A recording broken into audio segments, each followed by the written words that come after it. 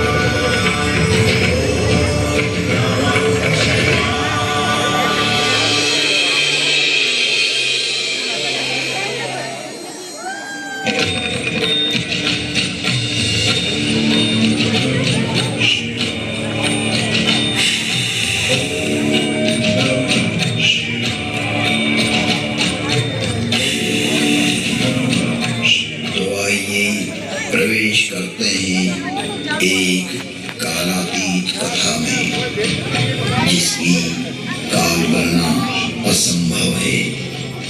घटना युगों पहले की है कि जब अनेक अंतरिक्षों में अनेक ग्रहों पर उद्भव, पालन और संहार हो रहा था, अर्थात कई सारी सृष्टियों का प्रादुर्भाव और विलय हो रहा था। कई वहाँ की सभ्यताएं विकसित हो रही थी तो कोई नष्ट हो रही थी, और वर्तमान में भी यही क्रम अनंत कालों से चल रहा है और अनंत कल्पांतरों तक चलता ही रहेगा। यह अंतहीन क्रम है, परंतु यह घटना इस पृथ्वी नामक ग्रह की है कि जब यहाँ सब कुछ निशब्द था, समस्त पृथ्वी जल आप्लावित थी, तभी भगवान विष्णु ने वराह रूप धारण कर पृथ्वी के कुछ भाग को जल से बाहर निकाला, जिससे कालांतर में इस पृथ्वी पर जीव पनपने लगा। और एक बड़ी काल गणना के बाद यहाँ मानव पैदा हुआ, किंतु उसे किसी प्रकार का बोध नहीं था, किसी भी प्रकार की अभिव्यक्ति की समझ नहीं थी। ना तो उस समय शब्द था, ना कोई वर्णाक्षर। चराचर जीव जगत अपने अपने समूह में एक मूक दृष्टि से एक दूसरे को निहारते थे, लेकिन कुछ भी अभिव्यक्ति नहीं कर सकते थे। चारों तरफ इस पृथ्वी पर सन्नाटा ही सन्नाटा था। प्राकृतिक स्वरों, ध्वनियों के अतिरिक्त यह पृथ्वी निशब्द थी। ऐसे कई युग बीत गए कि अचानक ब्रह्मा को विचार आया कि पृथ्वी का निर्माण हो चुका है। विष्णु ने अपनी व्यवस्था भी व्यापित कर दी है, लेकिन शब्द की उत्पत्ति कौन करेगा? बिना वाणी अभिव्यक्ति कैसे हो पाएगी? जब ब्रह्मा और विष्णु को प्रेरणा हुई कि देवों के देव महादेव ही इस सृष्टि में शब्द की स्थापना कर सकते हैं, शब्द ब्रह्म का दान दे सकते हैं,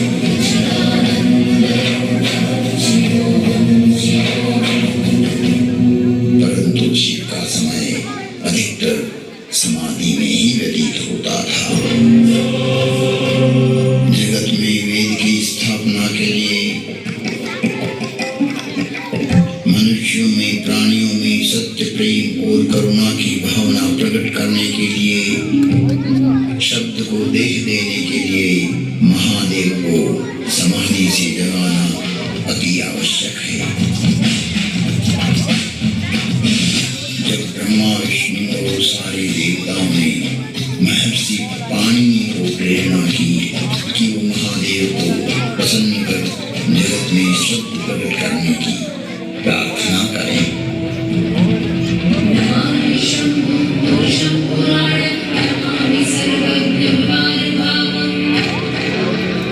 महर्षि पाणिनि की निष्प्रिय एवं जगत कल्याण की भावना से की गई तपस्या ने भगवान शिव की समाधि में विघ्न डाला।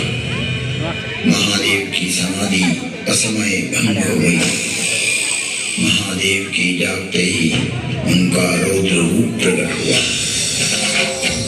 और उन्होंने अपना नाद शस्त्र डमरू उठाया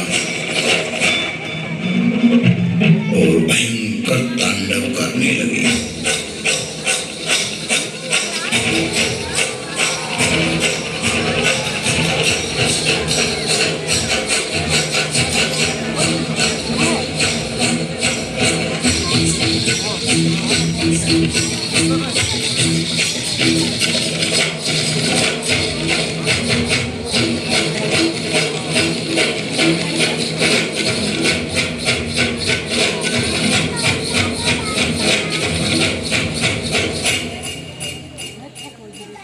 भयंकर तांडव किया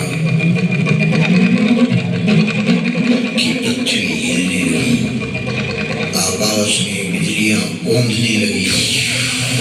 पृथ्वी को हिलते देख ब्रह्मा ने सोचा कहीं प्रलय की वेला तो नहीं आ गई। चारों तरफ समुद्र में उफान आ रहा था, हवाएं चक्रवात का रूप लेकर आकाश की ओर बढ़ रही थी। पूरी पृथ्वी अपनी दूरी पर ऐसे डोलने लगी मानो पृथ्वी समुद्र पर तैर रही हो।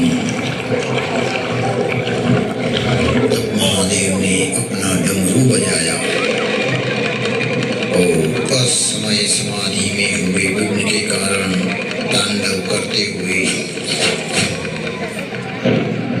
मानो अपने इस नाद से संसार को बधिर कर देंगे, इस सृष्टि को समाप्त कर देंगे और उसकी तीव्रता को प्रकट करते हुए प्रचंड एवं भीषण गंभीर ध्वनियां पैदा करते हुए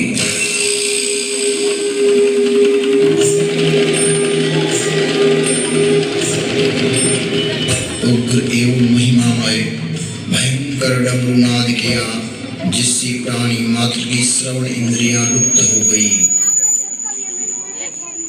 नाद इतना भयावह था कि प्राणी मात्र के कर्ण भेद हो गए। कुछ काल के लिए यह स्थिति बन गई। महादेव तांडव करते हुए अपने उग्रनाद वाद्य से कुछ ऐसी शाब्दिक रचना की जो आज इस मंडल पर शब्द और श्रवण का कारण है, जिसे महर्षि पाणिनि ने अवरुद्ध हुई अपनी श्रवण इंद्रियां पुनः जागृत होने पर शब्दों में पिरोया। जगत कल्याण के लिए महादेव की प्रेरणा से नाद वाद्य से निकली हुई ध्वनियां जो आज इस संसार में व्याप्त है। इस भूमंडल पर कोई भी व्यक्ति किसी भी भाषा में अपनी अभिव्यक्ति करता हो, उसका उद्गम स्रोत महादेव का डमरू ही है। और वो डमरू इस प्रकार बोला, ऐं ऋ ऋ ऐं ऐऔ हयवर लम न्यमगणनम जभय गणदश जब गणदश खपचटत चटतव कपय शशशर हल।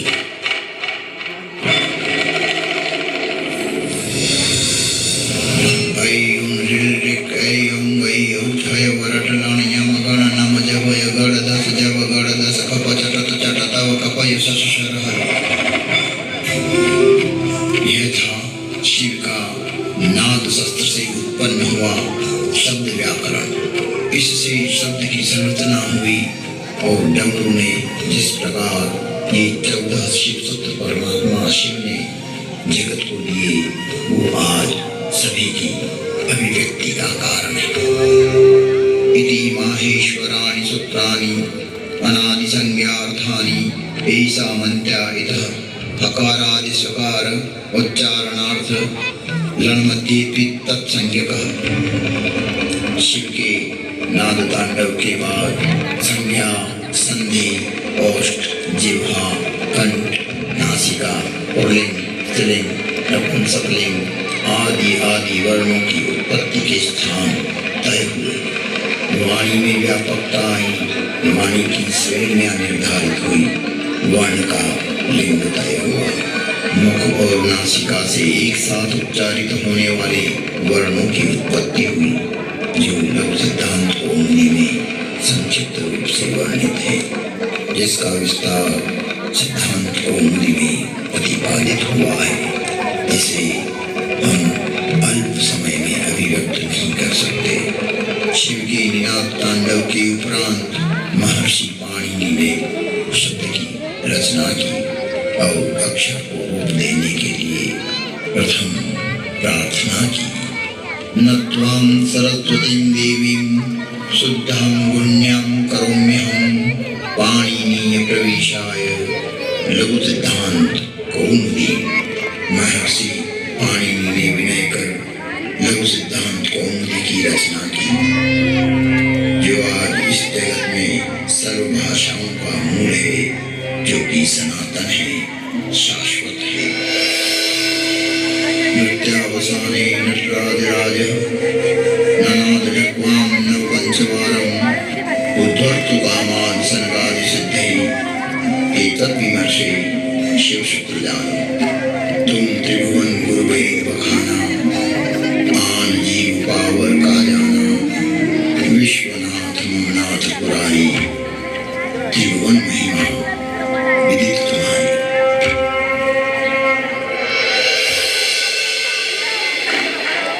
नमस्कार, विश्वास स्वरूपम में आपका हार्दिक अभिनंदन है। जिन पर्यटकों के पास व्यूइंग गैलरी और आत्ममंथन का टिकट है, वो कृपया शिव प्रतिमा की ओर शीघ्र प्रस्थान करें। यह कुछ ही समय में बंद होने वाला है। धन्यवाद। नमस्कार, welcome to Statue of unity.